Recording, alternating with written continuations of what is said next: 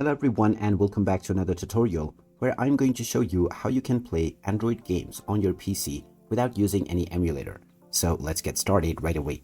First of all, open up your web browser and then use the search box to search for Google Play Games PC. Now from the search results, click on the link which says Play mobile games on your Windows PC platform. When you open up this link, you will see the download beta option. Go ahead and click on it, and this will now download the installer for Google Play Games Beta. Go ahead and open up this installer, and now you can choose the directory where you would like to install Google Play Games. You can click on the Browse button if you would like to change it. Click on the Install button, and this will now begin the download and installation. Just wait for it to complete, and after the download and installation has completed, the application will now open up, and you can sign in using your Google account.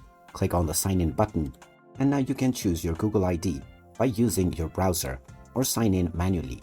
Once you have signed in, you can now set up a profile if you haven't created an account already, or continue forward by logging in.